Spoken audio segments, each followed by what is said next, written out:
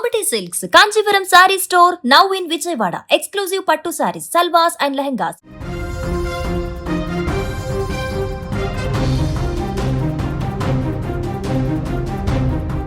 ఒడిశాలోని Cuttack SCB medical కాలేజీలో ఘోర అగ్ని ప్రమాదం చోటు చేసుకుంది.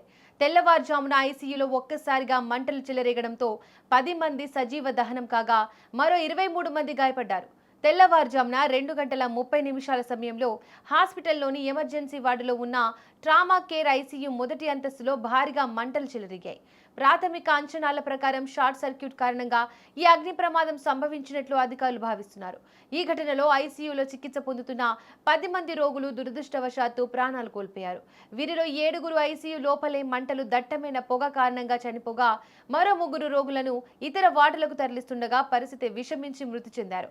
సహాయక చర్యల్లో పాల్గొన్న 23 మంది ఆసుపత్రి సిబ్బంది కూడా దట్టమైన పొగ పీల్చడం వల్ల అస్వస్థతకు గురై ప్రస్తుతం చికిత్స పొందుతున్నట్లు సహాయక చర్యల్లో పాల్గొన్న 23 మంది ఆసుపత్రి సిబ్బంది కూడా దట్టమైన పొగ పీల్చడం వల్ల అస్వస్థతకు గురై ప్రస్తుతం చికిత్స పొందుతున్నట్లు తెలుస్తోంది. ఈ ఘోర ప్రమాదంపై ఒడిశా సీఎం మోహన్ చరణ్ మాఝీ తీవ్రంగా స్పందించారు.